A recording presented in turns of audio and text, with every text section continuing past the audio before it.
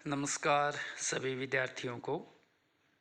आज के इस वीडियो में हम ले रहे हैं आधुनिक विश्व के इतिहास की एक महत्वपूर्ण घटना, वो थी फ्रांसीसी क्रांति। इसके बारे में हमने पढ़ा है और अब हम इस क्रांति के प्रभाव, परिणाम व महत्व के बारे में चर्चा इस वीडियो में करेंगे।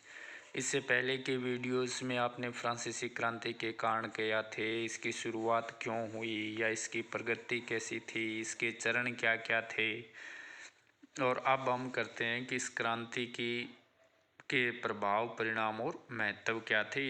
ये क्रांति के पोर्शन का अंतिम वीडियो है।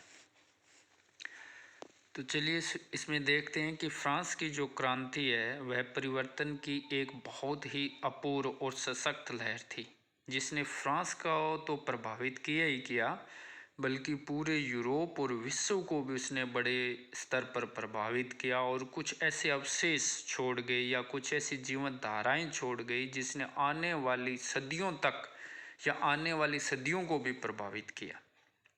फ्रांस की क्रांति का मूल संदेश था मनुष्य की स्वतंत्रता, समानता और भ्रातृता। ये ऑब्जेक्टिव में पूछे जाते हैं या बहुत अच्छे पेपर्स में ये भी पूछा जा सकता है कि ये स्वतंत्रता, समानता और भ्रातृता जो फ्रांस की क्रांति का मूल संदेश था, ये कहाँ से लिया गया। तो ये रूसो की जो पुस्तक है सोशल कॉन्ट्रैक्ट यानी सामाजिक अनुबंध, वहाँ से लिया गया है। ये ऐसे मूल्य हैं जिनका सौंदर्य एवं जिनकी उपयोगिता शाश्वत और समय सिद्ध है। इसलिए फ्रांस की क्रांति विश्व इतिहास की एक कालिजे पृष्ठ है, यानी बहुत ही महत्वपूर्ण क्रांति है ये। इसके प्रभाव क्या थे, परिणाम क्या थे या महत्व क्या थे, इन सब के बारे में चर्चा हम अभी करेंगे। तो चलिए, सबसे पहला प्रभाव या परिणाम में जो पॉइंट बनता है वो है निरंकुश राजतंत्र और एवं वर्ग भेद पर आधारित पुरातन व्यवस्था का अंत हो गया इस क्रांति से। आपने देखा था कि फ्रांस के अंदर जो राजतंत्र है वो कैसा था, निरंकुश।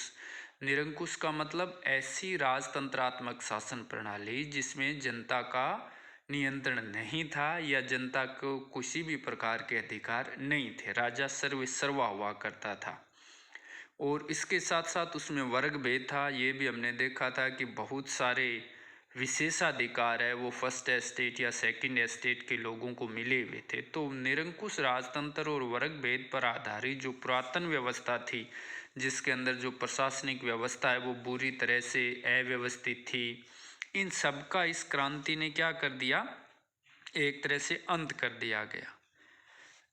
बहुत सारी घटनाएं हैं वो इस क्रांति के दौरान घटी, जिसमें आपने देखा था कि 4 अगस्त को विशेषाधिकारों का अंत करने का आदेश पारित कर दिया गया है ना। 27 अगस्त 1789 को राष्ट्रीय सभा के द्वारा मनुष्य नागरिकों के अधिकारों की घोषणा की गई, जिसमें मनुष्य की व्यक्तिगत स्वतंत्रता व समानता के अधिकार को वैधानिक मान्यता दी गई। इसी तरह से 12 जुलाई, ये ना डेट्स बहुत महत्वपूर्ण है अच्छे एग्जाम्स के लिए, जैसे नेट का एग्ज़ाम है, स्कूल लेक्चरर या कॉलेज प्रोफेसर्स के एग्ज़ाम्स हैं, उनमें इस तरह से थोड़े डीप क्वेश्चन बन जाते हैं।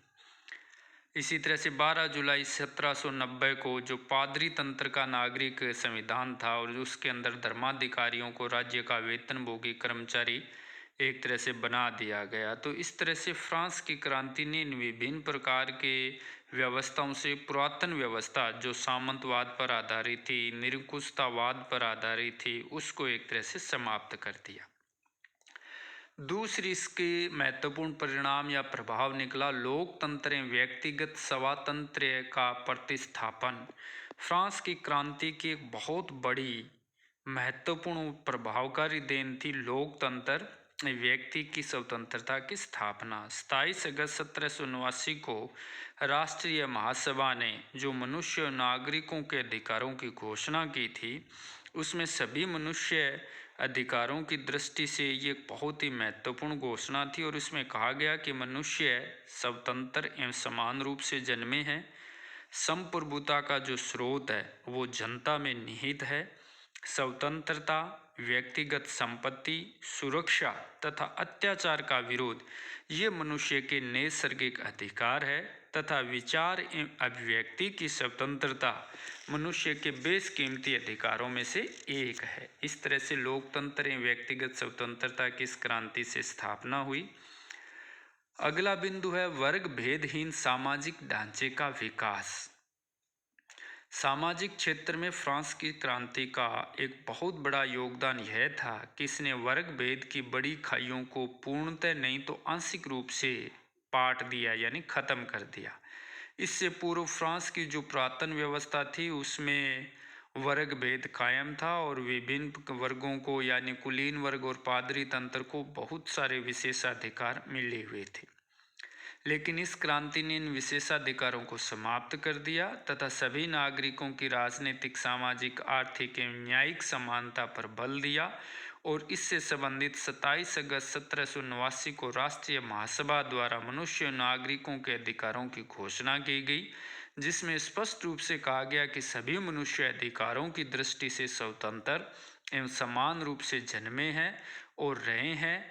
विधि या कानून जन इच्छा की अभिव्यक्ति है और सभी नागरिकों को विधि के निर्माण में भाग लेने का अधिकार है और सभी नागरिक विधि के समक्ष समान है। तो इस तरह से सामंतवाद, दास प्रथा और सामाजिक वर्ग भेद को समाप्त करके इस क्रांति ने एक समानता की क्रांति की स्थापना की।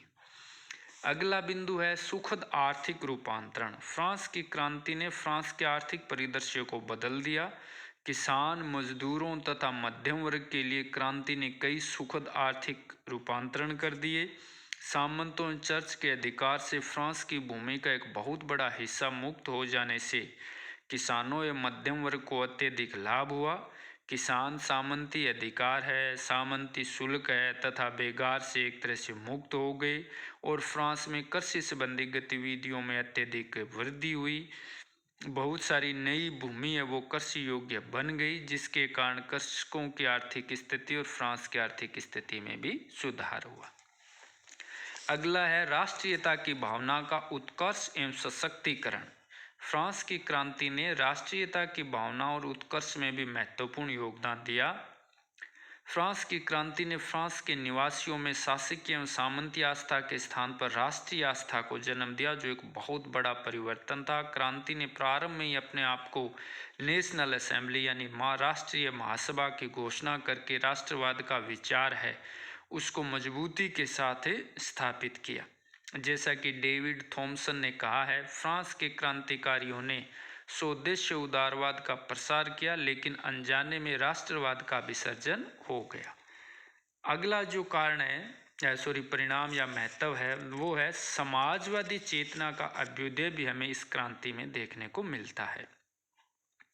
फ्रांस की क्रांति पर यह आरोप लगता है कि एक तरह से ये बुर्जुआ या मध्यम वर्ग की क्रांति थी। इसने एक तरह से इस क्रांति को कैप्चर कर लिया मध्यम वर्ग ने। ऐसा मानना क्रांति की हालांकि एकांकी समझोंगी, यद्यपि क्रांति का नेतृत्व मध्य वर्ग के पास रहा, लेकिन क्रांति का जो मूल आदर्श है समानता की स्थापना, इसके प्रयास नहीं किया गया हो ऐसा नहीं है, लेकिन फिर भी क्रांति का समाजवादी रुझान है वो हमें स्पष्ट दिखाई देता है।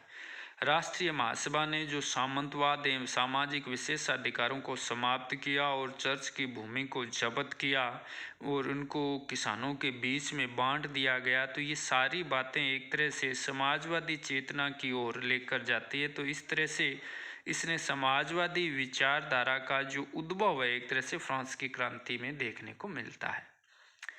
धार्मिक प्रभाव। फ्रांस की क्रांति ने फ्रांस की धार्मिक व्यवस्थाओं में भी बड़े आमूलचूल परिवर्तन कर दिए। हमने कई बार चर्चा कर ही ली है कि 12 जुलाई 1790 को राष्ट्रीय महासभा ने पादरी तंत्र के नागरिक संविधान की व्यवस्था के माध्यम से धर्माधिकारियों को राज्य का वेतनभोगी कर्मचारी बना दिया और अब उनका चुनाव जनता द्वारा किया जाना निश्चित हुआ, जो एक बहुत बड़ा परिवर्तन था, क्योंकि कैथोलिक ईसाई धर्माधिकारी से पूर्व पोप द्वारा नियुक्त एवं नियंत्रित होते थे। तो इस तरह से धार्मिक क्षेत्र में भी कई बदलाव है वो इस क्रांति के माध्यम से हमें दिखाई देते हैं और न्यायिक व्यवस्था में भी सुधार हुए। क्रांति के परिणाम स्वरूप फ्रांस की न्यायिक व्यवस्था में जो सुधार हुए उनमें एक तो था मनुष्य नागरिकों के अधिकारों की घोषणा, जिसमें कहा गया विधि या कानून जन इच्छा की अभिव्यक्ति है तथा सभी नागरिकों को विधि के निर्माण में भाग लेने का अधिकार है। फ्रांस के प्रथम लिखित संविधान जो 1791 में बना द्वारा फ्रांस के सभी निवासियों को कानून के समक्ष समान समझा गया और इससे पूर्व जो जजों के लिए विशेषाधिकार थे वो समाप्त कर दिए गए। राष्ट्रीय सम्मेलन ने फ्रांस के विविध क्षेत्रों में प्रचलित अनेक प्रकार के कानूनों में एक रूपता लाने की दिशा में भी उल्लेखनीय प्रयास किए, जैसे कि संपूर्ण फ्रांस में तोल मोल की एक व्यवस्था जिसको मीट्री पद्धति कहा जाता है, मैट्रिक सिस्टम, उसको लागू किया गया। शैक्षिक सुधार भी इस क्रांति का एक परिणाम था। शिक्षा पद्धति में भी बड़े परिवर्तन नजर आते हैं। राष्ट्रीय सम्मेलन द्वारा फ्रेंच भाषा को फ्रांस की राष्ट्रभाषा घोषित किया गया और समस्त शिक्षण एवं अनुदेशन कार्य इसी भाषा में किए जाने के कथन या आदेश दिए गए। दांते का कथन था कि रोटी के बाद शिक्षा मनुष्य की पहली आवश्यकता है। देखिए इस तरह के जो कोटेशन है वो अच्छे एग्जाम्स में पूछे जाते हैं कि रोटी के बाद शिक्षा मनुष्य की पहली आवश्यकता, ये किसने कहा? तो दांते नामक फेमस राइटर ने कहा था, जो पुनर्जागरण के बहुत बड़े राइटर थे। राष्ट्रीय सम्मेलन ने फ्रांस के कुछ विशिष्ट शिक्षण संस्थाओं को अधिक उपयोगी बनाने की दृष्टि से पुनर्गठित किया गया। ये शिक्षण संस्थान थे the normal school, the polytechnic school, Paris के मेडिकल स्कूल एवं लॉ स्कूल, इसी तरह से the conservatives of arts and crafts, the national archives, the national library इत्यादि। अब इस क्रांति से कुछ ऐसे प्रभाव भी निकले जिन्होंने आगे जाकर विश्व को बड़े स्तर पर प्रभावित किया। वो थे उग्र राष्ट्रवाद, सैनिकवाद एवं अधिनायकवाद का अभ्युदय। एक तरह से ये नेगेटिव पॉइंट आप कह सकते हो। ये एक तरह से नकारात्मक प्रवृत्ति की ओर लेकर जाते हैं, क्योंकि राष्ट्रवाद अच्छी बात है, लेकिन उग्र राष्ट्रवाद होना, सेना का वर्चस्व स्थापित होना या किसी एक व्यक्ति का अधिनायक बनना, ये आगे आने वाले समय में राष्ट्रों को आपसी झगड़े या विश्व युद्ध की ओर ले गए। राष्ट्रीय सभा द्वारा राष्ट्रीय भावना की अभिव्यक्ति के लिए किए गए कार्य, जैसे राष्ट्रीय सम्मेलन द्वारा राष्ट्रीय सैनिक सेवा की अनिवार्यता है, आतंक के शासन के अधिनायकवादी तेवर है, इन व्यवस्थाओं के कारण उग्र राष्ट्रवाद, सैनिकवाद एवं अधिनायकवाद को बढ़ावा मिला। जैसा कि प्रोफेसर गुडविन ने अपनी पुस्तक द फ्रेंच रिवॉल्यूशन में लिखा है, बहुत सीमित अर्थ में फ्रांस की क्रांति को आधुनिक अधिनायकवाद का स्रोत माना जा सकता है, क्योंकि फ्रांस में जैकोबिन तानाशाही और 1793 की क्रांतिकारी सरकार शासन की अस्थायी एवं असामान्य व्यवस्थाएं थी, जो फ्रांस के आंतरिक एवं विदेशी युद्ध, राष्ट्रीय सुरक्षा और अपने उदारवादी विचारों की रक्षा के लिए व्यवस्था में ग्रहण कर ली गई थी। तो इस प्रकार से ये इस क्रांति के परिणाम थे जो आपने देखे हैं। उम्मीद है आपको वीडियो अच्छा लगेगा। Thank you.